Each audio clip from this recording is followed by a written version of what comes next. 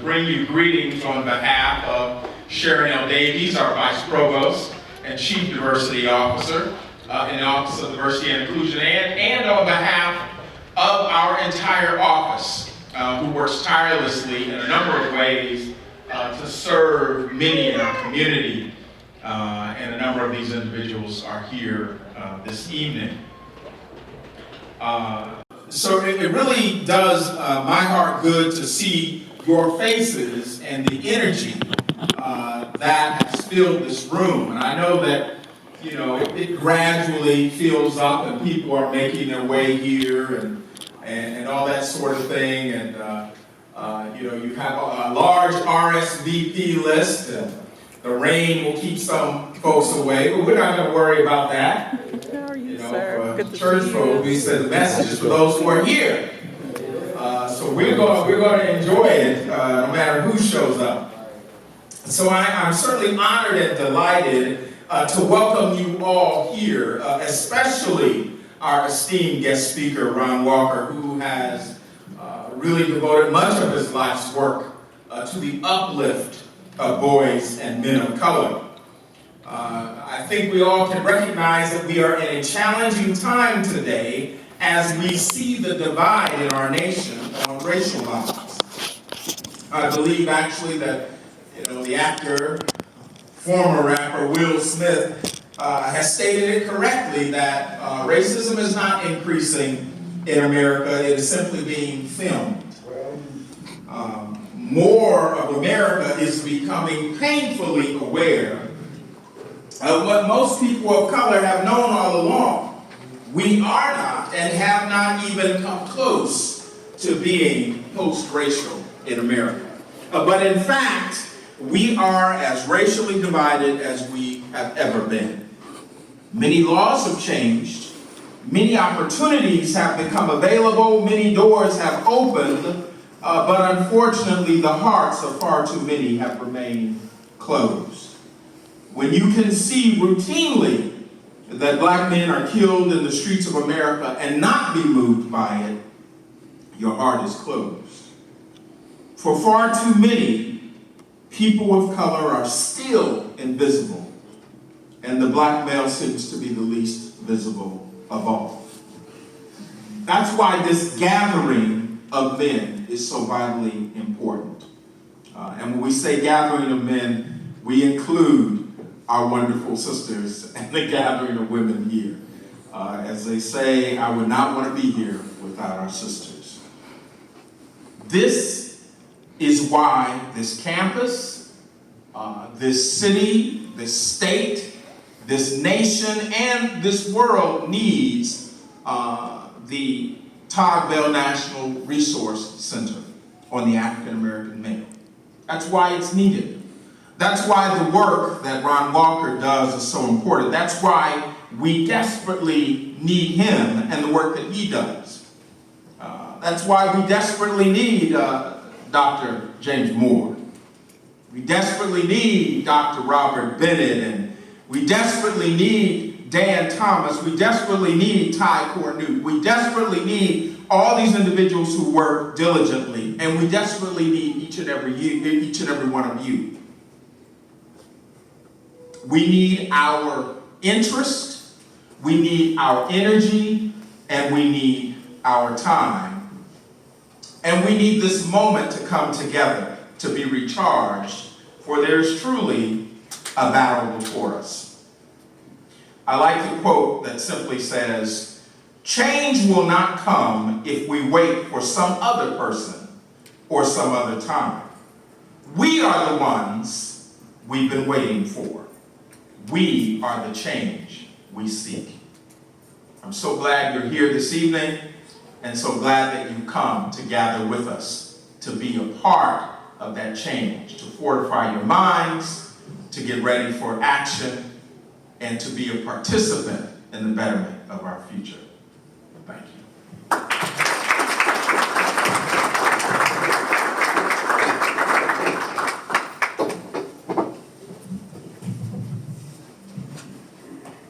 Thank you, Assistant Vice Provost Solomon. Good evening. Good evening. Come on now. Good evening. Good evening. My name is Dan Thomas, and I'm the program manager within the Todd Bell National Resource Center of the African American Male. And it's with great pleasure today that I introduce tonight's keynote speaker, Mr. Ronald E. Walker. Ron Walker has served over 45 years of experience serving as a teacher, principal, staff developer, and consultant in various educational communities. Currently, Ron serves as the executive director and is a founding member of the Coalition of Schools Educating Boys of Color, also known as COSPOC.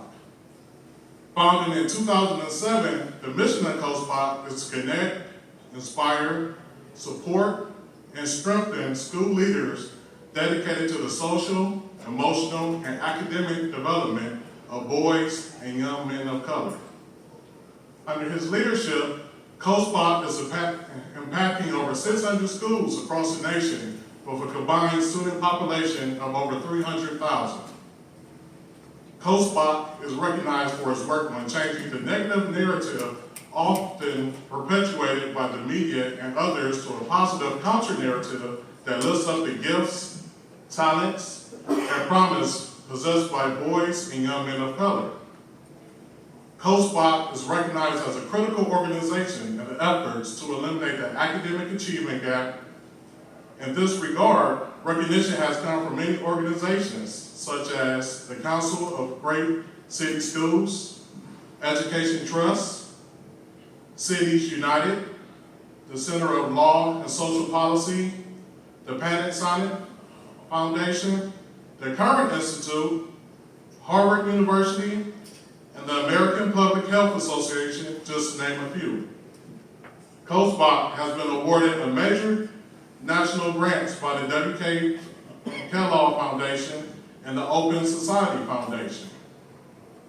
Ron has also grown the visibility of COSPOC and has made many presentations on the national and state level. He has presented to the U.S. Department of Education, College Board, California Association of American Administrators and Superintendents, the American Public Health Association, the Council of Urban Board of Education, as well as being interviewed by Soledad O'Brien concerning the education of black males. Ron attributes any success that he has gained to his unrelenting belief in God, the lessons taught by his parents, Solomon and Dolores Walker, and the faith that his wife, Tony, children, and grandchildren placed in him.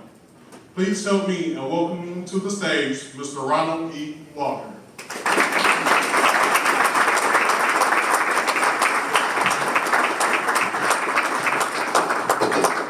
Good evening, everyone. Good evening.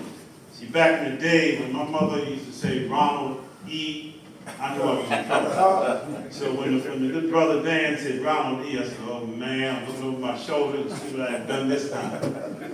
But I'm happy to be here. This is my second time at Ohio State. The first time I was invited by my good friend and brother, Dr. Robin Murphy, who was doing some great things on the front lines. And I just want to lift him up. And I want to lift up also Brother James Moore, another soldier in this movement that we're in. I want to talk about this movement.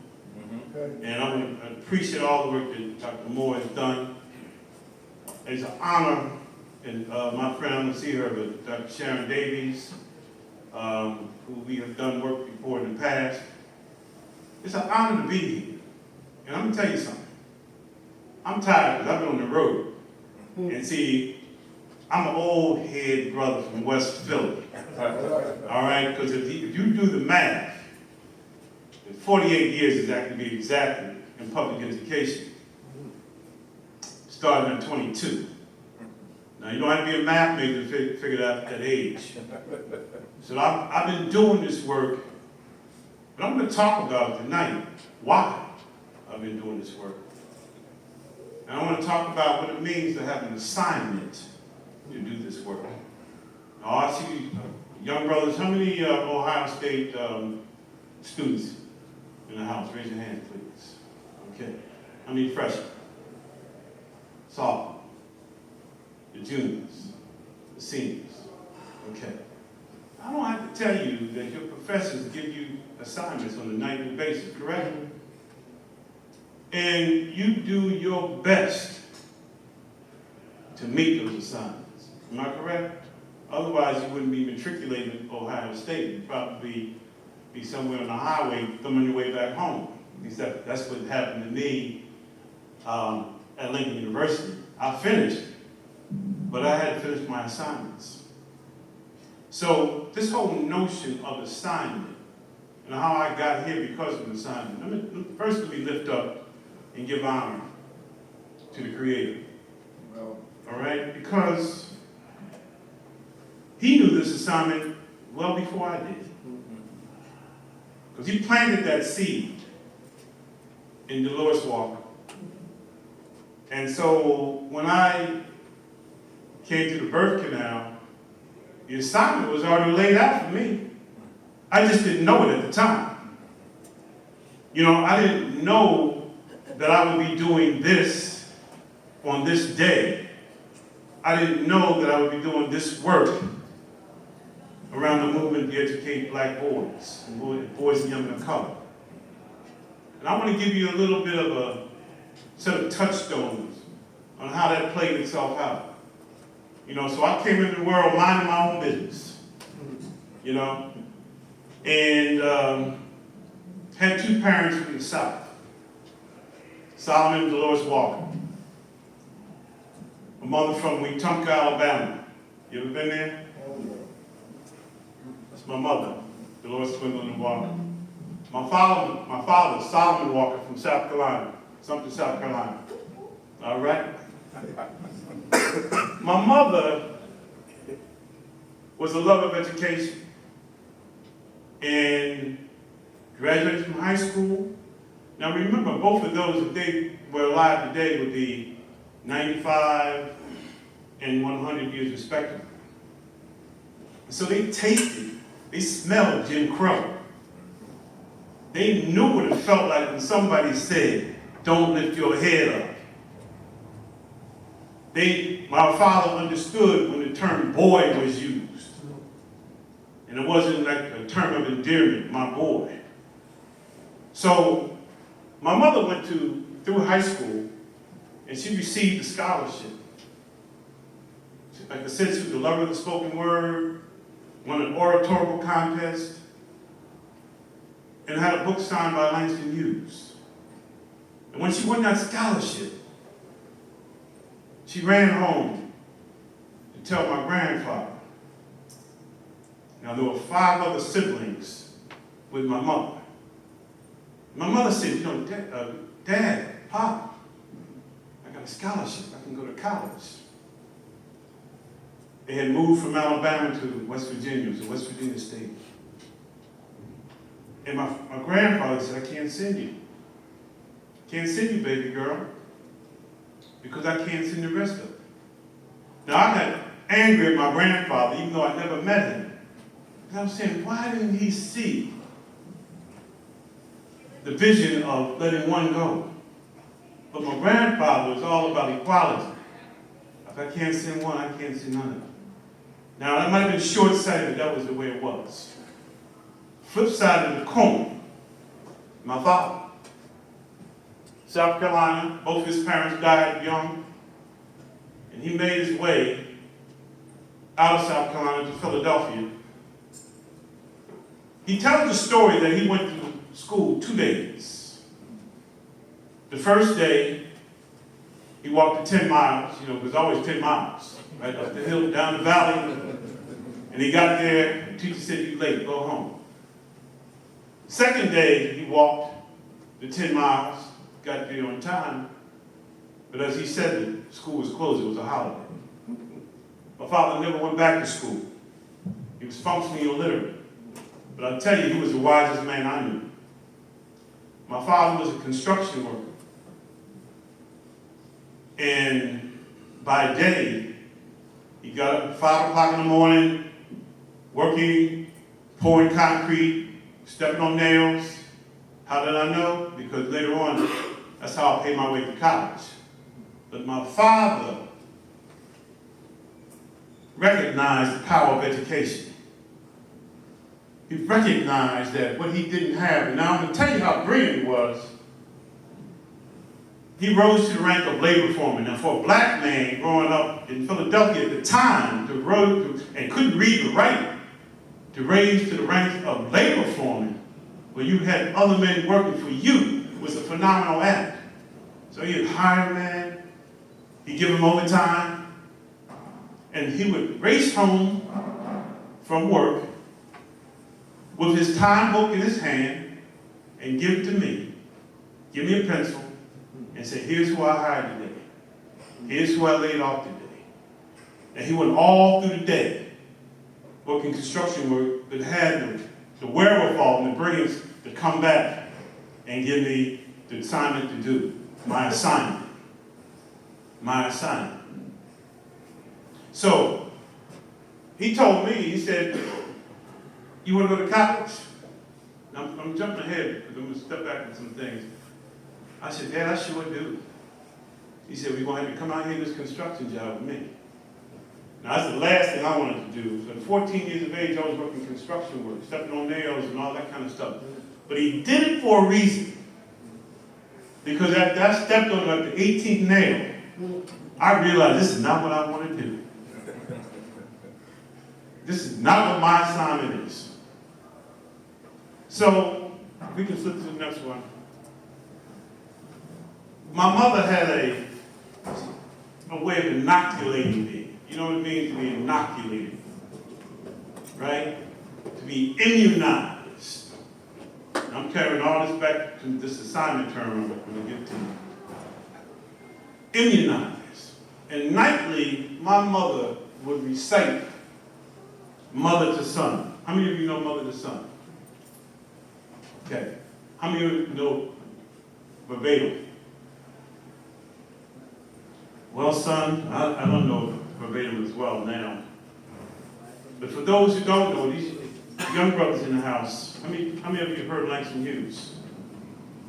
Okay, then you gotta know mother to son. You gotta know. That's an assignment I'm giving. It's like you got that calculus or the science, you know, you gotta know mother to son. And why do you have to know it? Because Dolores Walker read that poem to me every night. You know, you ever see the cartoon with a little bubble over your head? And I was saying to myself, now why is my mom reading this poem to me every night when I was young? But she was reading it because she was inoculating me against a system that was not going to look at me favorably. She was pumping that pride into me, that self-reliance into me. I'm going to find that poem because I got a brother, someone in the house here is going to come and maybe read with that powerful college voice. Do I have a volunteer?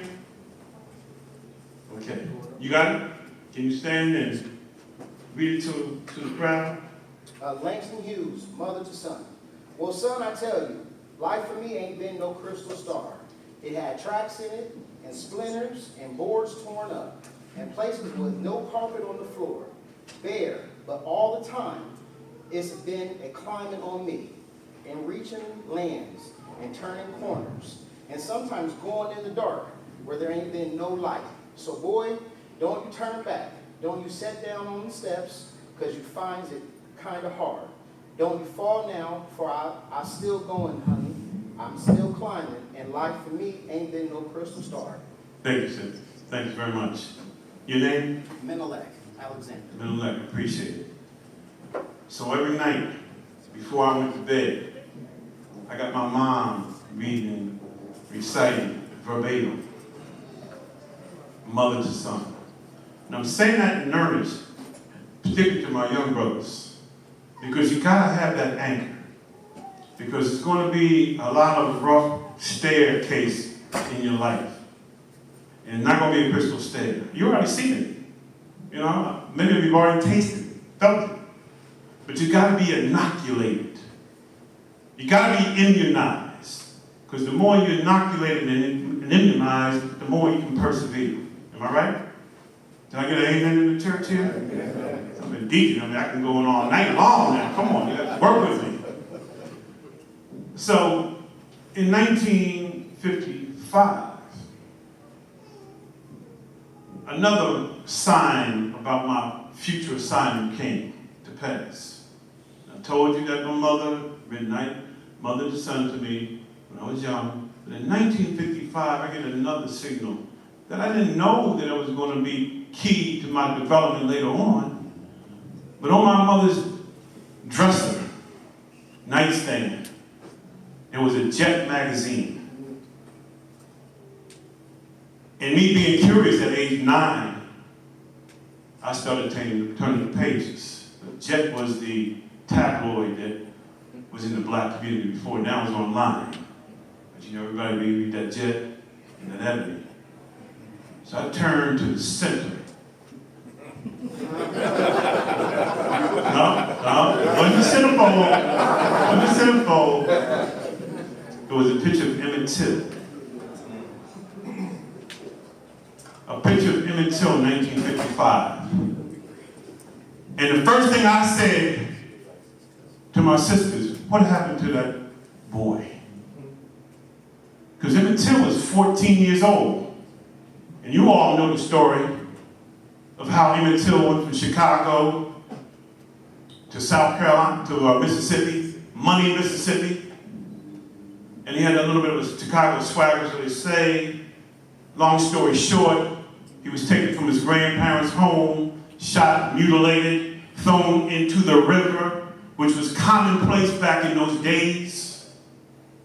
And when I saw that, it left an indelible imprint on my brain to be revisited years later. To see bloated. What happened to that boy is what I said. What happened to that boy?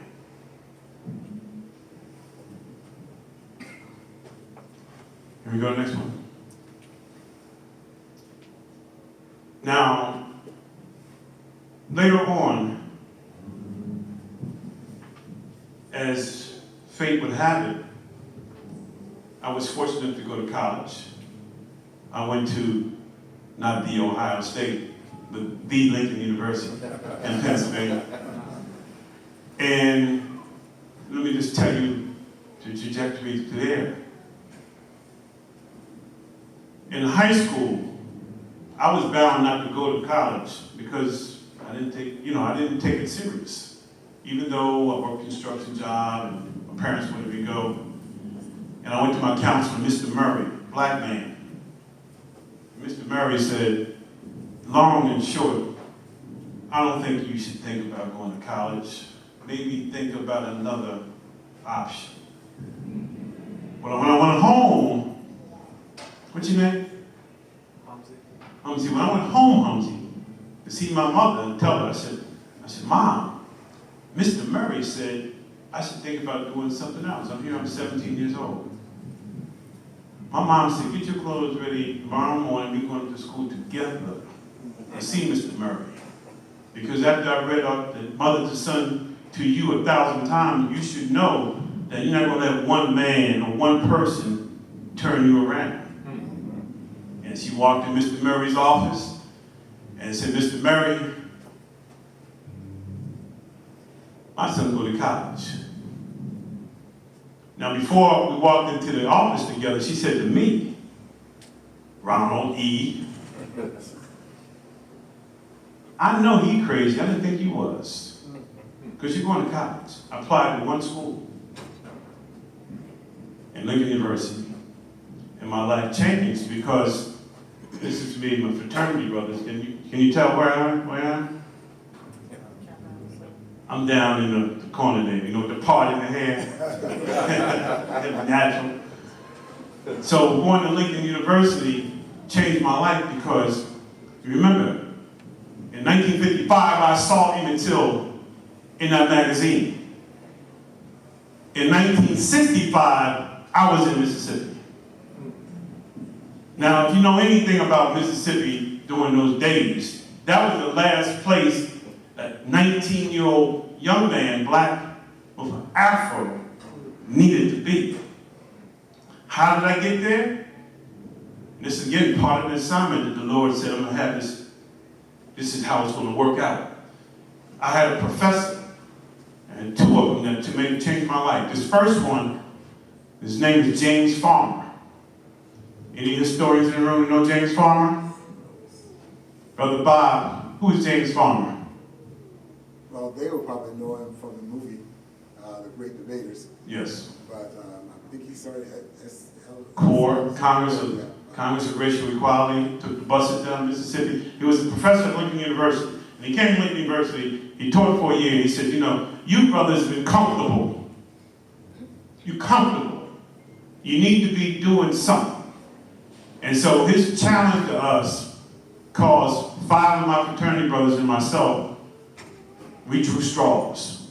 Long straw stayed home, short straw went, I got the short straw. My parents didn't say anything not to go, but I know they didn't really want me to go. But again, part of that assignment had to play itself out. I had to go. So I was in Belzoni, also known as Bloody Belzoni, Mississippi. And when we walked down the street, trying to find the place, the church where we were going to give the food and go out to the plantations, we would stop and see black men sweeping the street, and we would say, "Sir, how do you get to the so-and-so church?" And nobody lifted their head. Nobody lifted their head. We had spent 4 or 5 minutes. The only way we found out how to get there because it was the women. The strong women. They said, "Son, I don't know where you come from. You gotta be careful, but this is how you get there." And as the Lord would have it, do you ever hear Isaiah 6 and 8? Isaiah 6 and 8, just a little scriptural reference. So the Lord said, "Who shall I send?" And Abraham says, "Send me." So basically, the Lord was sending us to Mississippi to get his food out and guide us back home. But I had a chance to see poverty up close and personal. I had a chance to see what it meant to be deprived from an education.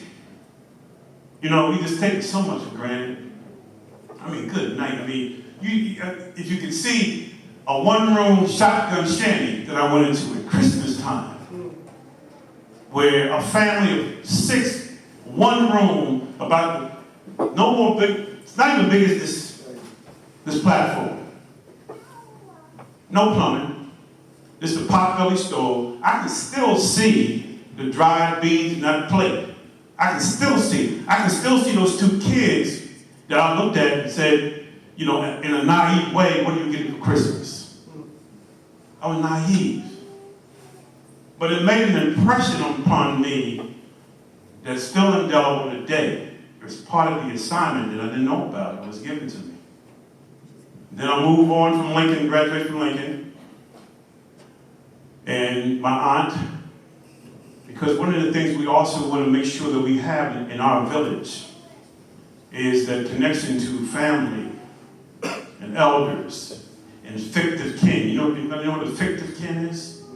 Fictive kin. Somebody knows. You all know. Your play uncle. Your play aunt. She's not related to you any kind of way. But she might as well be, because she's going to keep you in line and make sure she encourages you, or he encourages you. Fictive. People in the neighborhood say, "All right, Ronald, you going off to school now? Make sure you get it together." The village. And so part of the assignment we have today is to get the village out of trauma, because the village is in trauma. So Lincoln University graduated, and then my teaching career started. The reason why this is important for this whole work that I'm doing now, because it's the first time I went back and teach the same class. Then I was too. I started a big head then. And I had 2 students that helped to move my assignment along. The first was a young man by the name of Wendell Holliday. And he said, "Mr. Walker, I'm going to be a student. I'm going to show you." I said, "You are." And he was. And then one day he came back and said, "Mr. Walker, we're moving from West Philly to North Philly." And so shortly into my tenure, this student who was really highly motivated and inspired to do well moved. 2 weeks after that, he was killed in a gang fight. My first student lost. I was 20 22 years old. My first black male student lost. The other young man,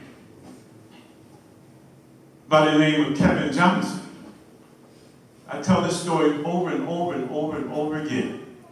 Kevin Johnson, good looking, bright, could be right where all of you are right now. Very highly talented. But he also was worldly, you know, he knew the streets. So Kevin said, stay on the straight and narrow. You got big dreams. I want to see you make it. He said, Mr. Walker, don't worry, I got this. You know the confidence, you know? I got it, Mr. Walker, I got it. So when I left Philadelphia in 1978 to come to Massachusetts, I left Kevin Johnson behind. 10 years later, when I was a principal, I get a letter that had the markings of somebody who was in the penitentiary.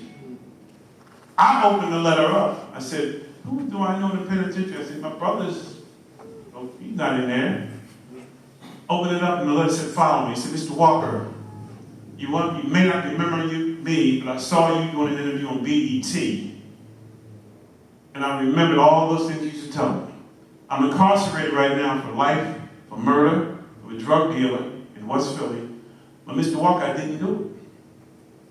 So I read on and read on and read on. I said, Mr. Walker, I'm taking courses. I'm getting my GED. Kevin had to be 23 at the time.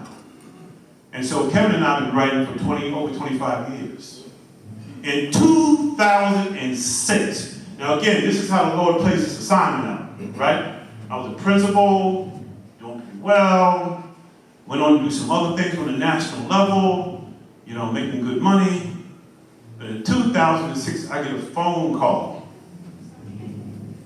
And the phone call was from the principal of the prison school. And she said, Mr. Walker, you don't know me. My name is Principal Patty Reimers. Inmate Johnson's been working with me as my inmate assistant for 7 years, and he's been impeccable, responsible, and he keeps on talking about this teacher he had, Mr. Walker.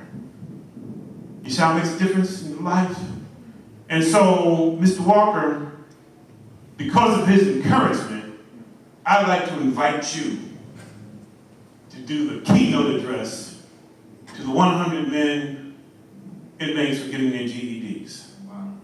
In 2006, September 2006, I flew to Philadelphia, and all these penitentiaries are always upstate. Drove 3 hours upstate. First time in over 25 years I saw Kevin Johnson. Kevin Johnson was nearly 50.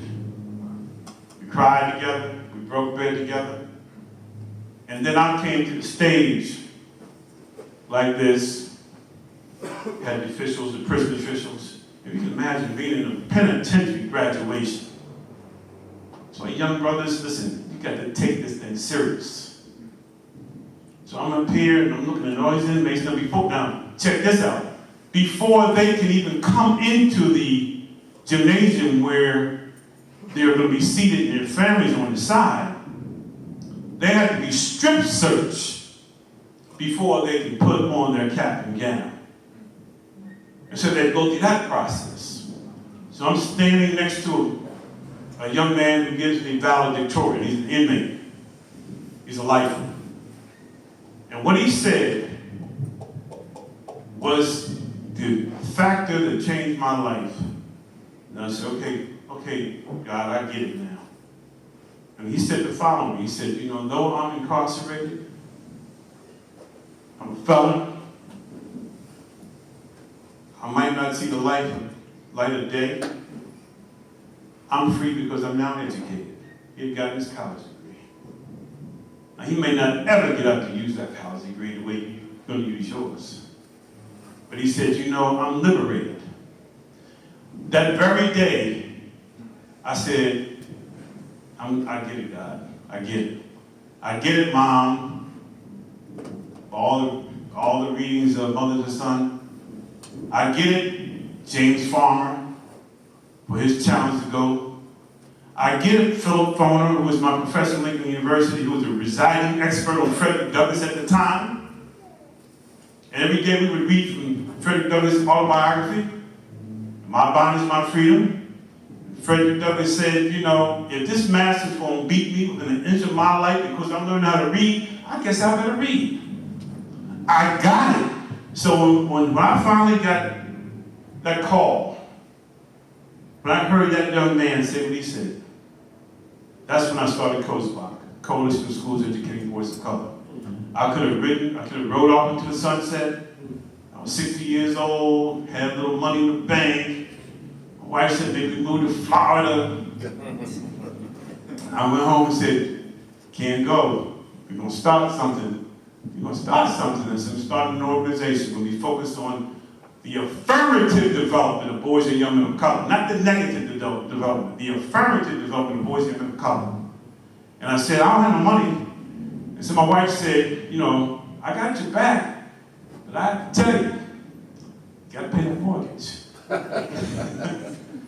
So the strength over the years of all these little things that have been planted in me that I didn't even realize what the Lord was doing. He was working, you know, his magic, introduced me to this person, that person, you know, met Muhammad Ali, met Asa Hilliard, met these people along the way, just briefly, but these people who were champions in the movement. Went to school with Gil Scott-Heron before the revolution was televised, when he was a disc jockey. Lincoln University, went to school with John and Erica Huggins, 2 Black Panthers, who were shot later on in Oakland, California.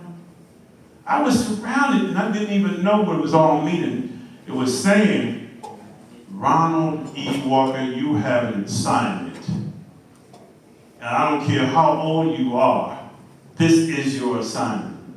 I'll go back again to make another scriptural reference, and then we're going to move to the video. You heard Moses? Raise your hand if you heard Moses. Let the church say amen. Moses was 80 years old. He was minding his business, watching some sheep or something. And, you know, then one day he saw the burning bush. The Lord said to him, I want to send you to liberate the people. And Moses had 5 excuses. You know how we make excuses sometimes, but we don't want to do an assignment? Am I by myself? Moses said, first of all, I'm too old. And I said, no. Secondly, he said, I can't talk that well. I'll straighten up your tongue. They may not believe me. I'll give them evidence to believe. They may overpower me. I'll protect you. The last thing he said, I don't want to do it. He said, you ain't got no choice. That's in the Bible. All right? So what I'm saying to you is when we start really understanding the assignment, bigger than just the assignment that you get in any class at Ohio State or any class that I have at Lincoln University, is the assignment of your purpose. That's the major assignment. Because also in the scriptures, this is Matthew 16:13, when Jesus asked the disciple, who do they say I am? Now check this out, I'm going to work this. So somebody said, some people say you John the Baptist, some people say you Jeremiah. He said, but who do you think I am? All right? Now, the same thing happens with our black boys. All right? Now, I was just at the hotel, and in walks the rapper. Now, I'm not that old. I know there's rappers when I see him. The Game, right? Let's give it, right? The Game. And, you know, and his crew, right? So you would know that's The Game. But who do they think you are? If I knew. Kappa? Okay, all right. Now I'm in good company. Who do they think you are, young men? They think you're a thug? They think you're malcontent? Who do you want them to think you are? I would say a scholar. You know, identity matters. And part of all this journey for Ron Walker was also fashioning his identity. But because I was inoculated early on, I was helped along the way. My job today is to help young brothers and the older brothers to find their purpose, find their way. Because we got work to do. This is a movement. And I'm looking for a few good liberators. I'm going to pause right now because I'm going to show you a 4-minute video, and we can have some interaction, that epitomizes what it means to have big dreams. Okay? Let's just take a look at this and then we'll get back into the conversation. I've also known school that it's very different. When I go home, my family teaches me something like, don't try to start fights at school and try to be nice to each other. And then when we go to school the next day, it's just saying the same thing over again. So that makes me think that school is really teaching me what I should learn. Is school helping you to help you? Yeah, it is. Yes, it is. Was it like that before? Nah, I really didn't know what was going on. And when I come to ask, it was more confusion going on. I don't know how school was. Yeah, it wasn't nothing like that before. Like I said, it was a lot of dysfunction, disorganization going on. I couldn't tell you. Do you think their expectations were as high for your son then as they are now in the school? I don't believe it was. How did that make you feel? It kind of had to happen for me, to be honest with you, because I didn't know if they really cared about what they was going to teach them or not. And that's the truth. And now you can tell it's more concerned about the children's growth, you know. It's more about learning and it's suspense, you know what I'm saying? It's about success. It's more about their success right now. I know he accepts the challenge. He don't give up quick. Very, outspoken when it comes to what he like and what he don't like. You almost seem emotional as you're talking to me about it. Yeah, that's right. And then he got big dreams, big dreams. Tell me about his big dreams. Like what you want to do when you grow up? Say that I want to be a Genetic engineer. Before that, I wanted to be a doctor. And then, Any genetic engineers in your family? He always had big dreams. Like from a child, he always wanted to be something. Like I ain't even gonna push him into that. Let you just grow into that, study about that, read about that. And that's what he's been doing lately, just reading those books. So I'm just proud of him. Like, all right, we'll see.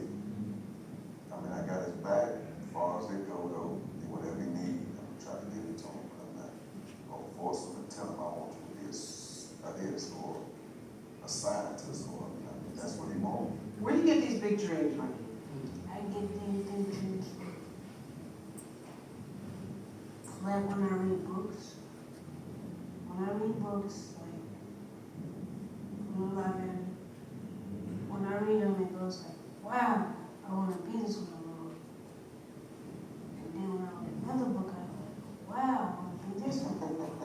And when you hear your dad talking about you, he said he's proud of you. And you're thinking about that.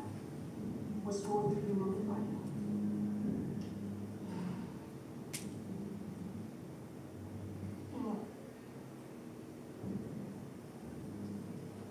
You're not going to disappoint. What's wrong with you? So what you think? What you said about me.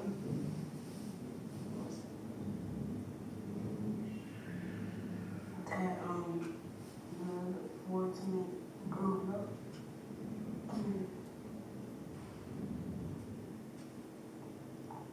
And becoming Whatever you want to be.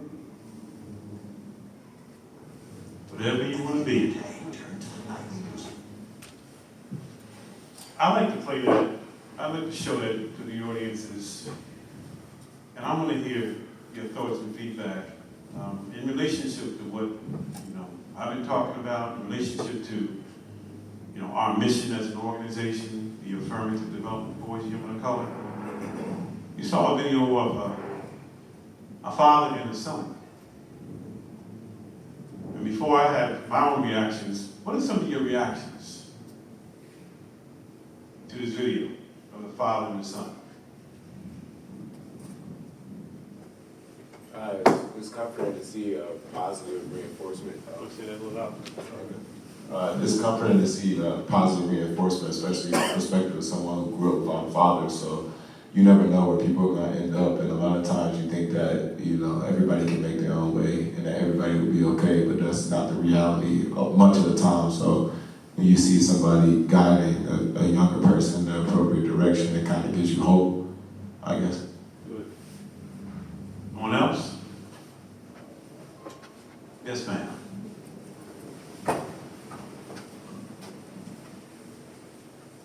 It was interesting to me to see a 9-year-old have that much emotion. So when I was 9, my parents let me believe that I could be whatever I wanted to be. And I just took it for granted. So there's something in this little boy's psyche or his emotional makeup that says, maybe I can't be what I want to be. There's going to be some friction here. I didn't have that. So I felt sorry for him. I felt bad. What came to mind for me when I saw that was, I'm a father myself. I have a daughter, she's 8, my son just turned 6. And it inspired me to continue to tell them how proud of them I am and tell them on a regular basis that they can become whatever they believe of themselves, because it seemed that that little boy didn't know that his father felt that about him. And so seeing that was very inspirational, and hopefully it encourages each one of us, in our lives to really share the flowers while people can still smell them. Good. Yes, sir. I just want to bring up the point of, we heard Father's transformation of how the school was treating his son and the expectations of him.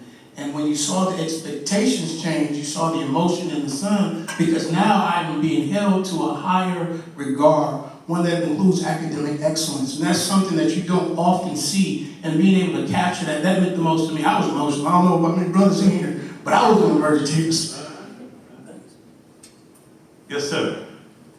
Yeah, I'll just try and project. Okay. I thought one of the things that was striking was the fact that the little boy got his ideas for what he wanted to do from reading. It wasn't just something that he saw, but that he was reading these books, absorbing them, and making determinations for himself. Okay, I'm reading this, I like this, I want to read this. So I thought that was interesting. Any other comments before we check? Yes, sir. Yeah, I want to say I like the encouragement from his father. Nowadays, we don't get that encouragement from our parents or from anyone, and you see that his father giving that encouragement. Usually it's people are putting us down, putting doubts in our mind, saying you can't amount to this and that. But giving that encouragement to his son, giving more hope for the future. Wonderful. The power to all of you are right on point, is that the mainstream doesn't show this. Rahima Ellis decided to show it. This happened to be one of our award schools in North Carolina as well, in Charlotte, that won an award 2 years ago. And this father is separated from the mother. And the father was greatly surprised by the intellect. That's why the partner why the son cried, because his father was overwhelmed. I didn't know this. So it really opens up a whole line of things about the relationship between father and son, the relationship that people see about black fathers and their children. His father was an advocate. He said, I got your back. I mean, you know how much that means? My father didn't do that, not that he didn't want to, but he did it in a different way. But he didn't go to school and said, I got your back. And I know you got big dreams. Just think about it. Every black boy growing up, somebody says, man, I know you got some big dreams. Or back in the day, when elders used to see something in us, right, James, right, Bob? They would say, I see something in you that you don't even see in yourself now. And to be able to hear that injection, that inoculation of confidence, pride, I'm with you. Now, what we need to do in the village, and what we are doing in the village, because of the men in the room, young men in the room, is even though you might not be, maybe a biological father's not with you, but there's another man or woman that can give you that kind of encouragement. Can say, I see something in you. I'm not going to let you flounder or fail because you think you want to do it. I see something in you that you don't see in yourself. Like the woman, Miss Robinson, told me, I think you could become a principal. I said, no, I don't want to be no principal. I ended up being a principal because she saw it. People can see that. So part of, that powerful story that is an emotional one is that his father just beaming in the sun saying, my dad, and he's gonna do well. He's doing well now. I'm gonna close with this last video, and then I'm gonna say a few more assignment remarks, and then I'll close. And open for questions if you have. I am a statistic. I am a 1 out of 3 who will go to college. I am the 3 out of 4 who don't do drugs. I am the 5 out of 9 who have a job. I am the 7 out of 8 who is not a teenage father. I am the 11 out of 12 who won't drop out of high school. I have a purpose, and that's a fact I'm proud of. Good point. Purpose matters. And again, the affirmative uplift, I don't need anybody to show me another statistic about what's happened to black boys. We know what's happening. So the counter narrative is to be the work that we do. It just came out with a report. Just read it today from Yale University. Walter Gilliam, a researcher. And he said, and shouldn't surprise anybody, but the fact that it still happens bothers me a great deal. And he said that implicit bias happens far sooner than we realize. It happens before kids encounter police. It happens before they graduate high school. It happens before they leave middle school or elementary school. It happens in preschool. And they did some tests where they had some preschool teachers. And they told the preschool teachers that these black kids are going to be misbehaving. What the researchers didn't tell the preschool teachers that these black kids were actors, these little kids. There wasn't nothing wrong with them. But once they gave them that scenario, the teachers assumed that they were going to be bad. And no surprise, who did they assume was going to be the baddest? The black boys. That's why the expulsion rates from preschool is highest among black boys. Age 3 and age 4 being expelled from preschool. Then the die is cast. The scarlet letter is on your head. So, Professor Gilliam says implicit bias is a lot like the wind. You don't see it until the damage is done. So what I'm saying, I'm in town passing through because I was in town Bob. I was just in Austin, Texas, giving a presentation. Before that I was in New York City, before I was in Newark. And I say the same thing to say to not now that I said to them. I'm looking for some people in this number who understand that they got an assignment. I'm looking for people who understand that we need more liberators. We need more people who are ready, willing, and able to break those shackles of injustice and inequity that still prevail. I'm looking for the liberators who are thinking positively, who understand what they must do. And we're not looking for everybody to be on the picket line, everybody to get locked up, everybody to do something. Because the village is on fire. There's trauma in our village. And we were talking today at lunch. If you think about the enormity of things, it can overwhelm you. But just think about what you can do in your space. Think about what you can do as an Ohio State student. You know, if I ever come back here again and see some of my Ohio State undergraduates, and I ask you what's mother to son, you roll that off me. You know, just like when I was in the fraternity, we did Invictus, roll it, I still remember. Certain things that got to be indelible. Certain things that got to be part and parcel of us living life. I'm looking for people who want to be part of a conspiracy of care. Because that's how much I care about my people. I know that Mac A. Stewart cared about the people. We know that Ty Anthony Bell cared about the people. You can't lead the people if you don't love them. And you can't save them if you don't serve them. All right, preach. Thank you.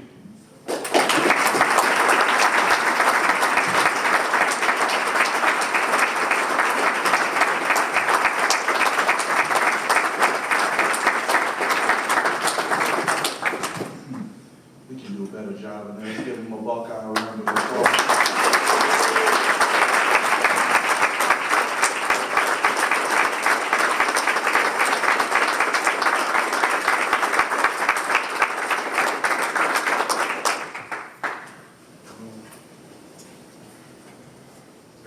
Thank you for the work that you do. We're very committed at the Todd Anthony Bell National Resource Center on the African American male. Very unapologetic in our pursuit. We like to think in Columbus, Ohio, this is a special place. Not only special because we are the Buckeyes, but we're special because we care. And there's love and care that connects us more than bricks and mortar, that makes this institution so great. Each and every year we give out an annual award for someone who's doing something so magnificent and so impactful in the lives of African American males. In honor of one of our founders, Dr. Mac A. Stewart, we created an award called the Mac A. Stewart Distinguished Service Award. And we said Distinguished Service Award. And your service has been distinguished, not only in your impact, as well as even in Columbus, Ohio. So much so that we couldn't even pick you up. Right? We liken the Mac A. Stewart Award to the Genius Award, the MacArthur Award. You can't apply for it, you can't submit an application. We just watch what you're doing in terms of being impactful.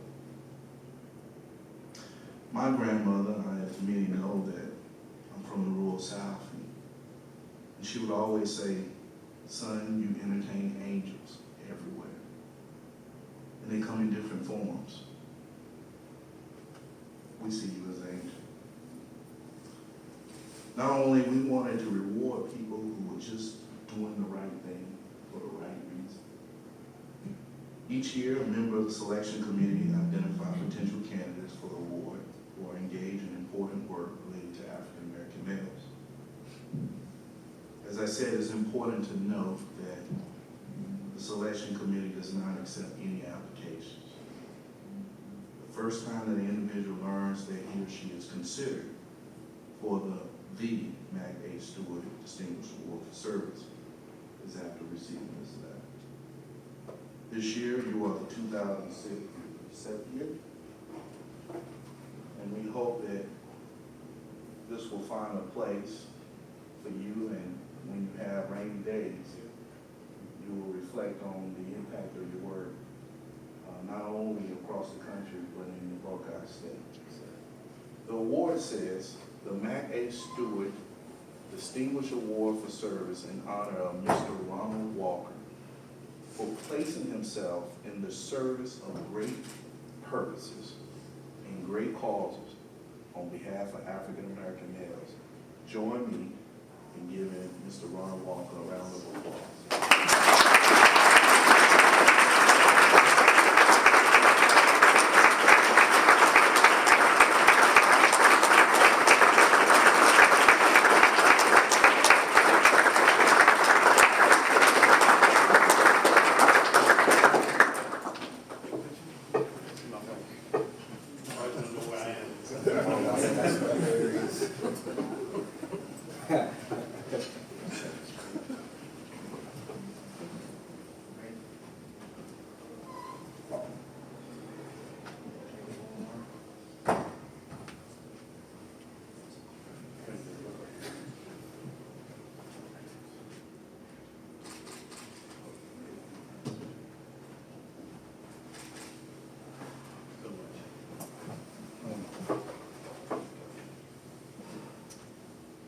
Next week, the Bell Resource Center will, the whole entire office, we will be closed for the most part. We will be in Bermuda, and I see Miss Rose Wilson Hill is in here, a Bermudian native, and they tell me that the sand is pink in Bermuda, so we'll finally be able to bear witness to that pink sand. But each and every year, the Bell National Resource Center, we sponsor in collaboration with the University of Wisconsin and Madison, a national colloquium. This year will be the 5th year of the colloquium, and it's been all across the world. And what we discovered in some of the work that we did many years ago, some of the challenges that we're wrestling with in this country, you see in the Caribbean, all throughout North America, and the UK, and other parts of the world. It's a mechanism for bringing the thought leaders together around the world and making taking a proactive approach to helping young men reach optimal levels of success. And each year at the colloquium, we recognize warriors. We call them warriors. That's probably one of the best ceremonies I've seen, and Mr. Walker was a recipient of our warrior award. And so we thought it was important that we come to the Buckeye State and let him know that we're very proud of the work that you do. Just to give you a context, because I know the food is calling our name, is that the Bell Resource Center is a really special center. There's a lot of love by the staff. They go beyond the call to duty. Not only that, we have alumni and administrators across campus, staff, who support the work that we do. And we don't take that lightly. We are very thankful. When some of the upheaval occurred across the country, someone asked me what I thought, and I said, well, it's clear that people want to be heard, and we go to great lengths to be heard. But at the Bell National Resource Center, we've been in this fight and this struggle since 2004. And so the ones who had been in the struggle, they're probably the ones who are acting up the most. And so we're going to continue to be steadfast in this journey. But I would be remiss if I didn't recognize the staff. We have a wonderful staff with colleagues, with friends. We care about each other. I just am the recipient to carry this charge, but nothing can be achieved without a team. First, I want to acknowledge Dan Thomas, who's the program manager, very quiet, but very impactful. Let's give him a round of applause.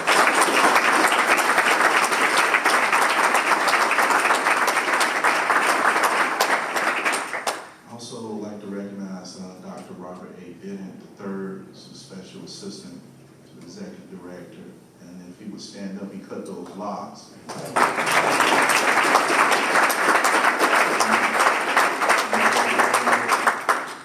We won't hold it against him because he's from Georgia, not South Carolina, but there's some good folks in Georgia as well.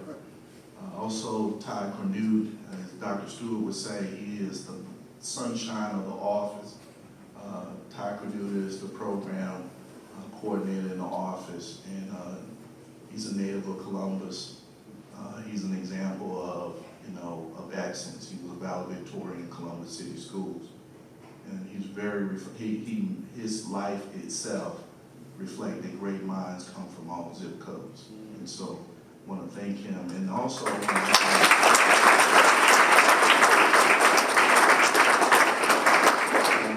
thought I saw our research assistants, graduate assistants, if they would stand up and listen. We believe in balancing the research.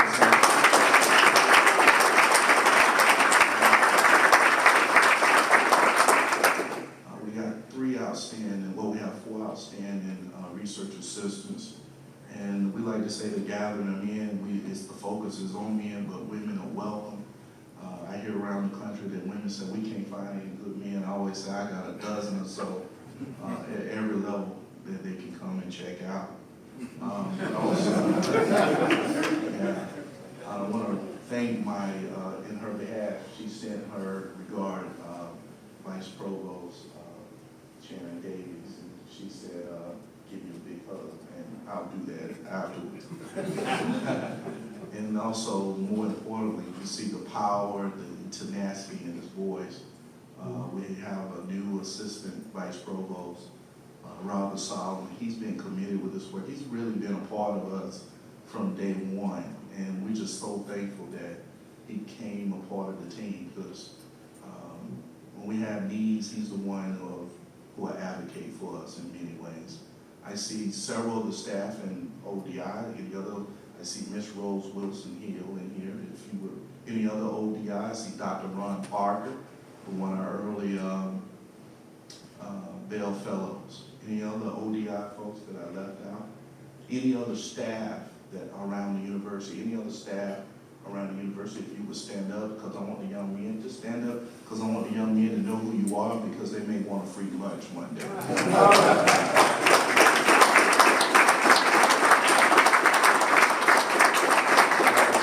Just a nugget. Well, thank you for taking time out of your busy schedules to be here. Rain, sleet, or snow, you still came. Hopefully it was fruitful and meaningful. As my grandmother would say, sometimes require me to tune up, and hopefully this was a tune-up. But I would be remiss if I did share this, one of our most beloved donors, and he's a family member to us. We love him and his wife unconditionally. I see Dr. Bueller, if you would stand up. He's been in our struggle.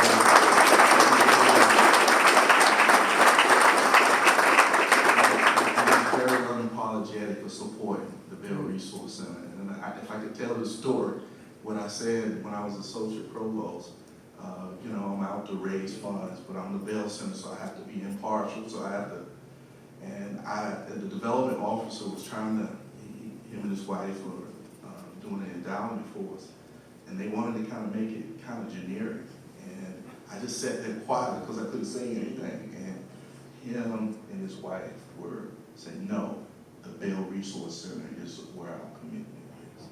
And so it takes individuals like him and others, and there's multiple ways for us to contribute in some capacity. And so I thank you, and you give your wife a big hug and kiss for us. Want to leave you a nugget, and then we'll go eat, unless the staff has any other comments, is that this year, each and every year, we set up a goal. And we don't try to force the goal, but last year we reached the 400 mark. We have a total of 400 African American males on this campus with a cumulative 3.0 or better.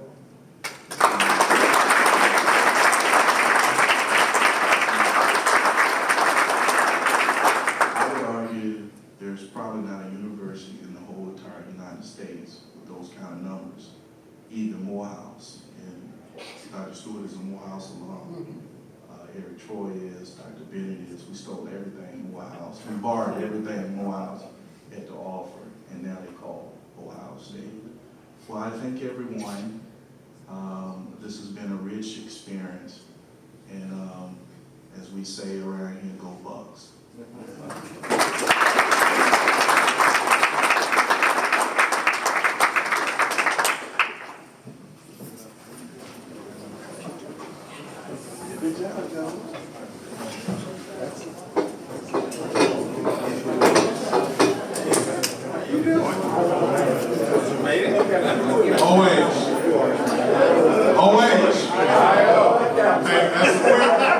As a quick note, also out on the registration table, there is some more information about COSPOC. If you want to receive more information, it is out on the registration table. Thank you.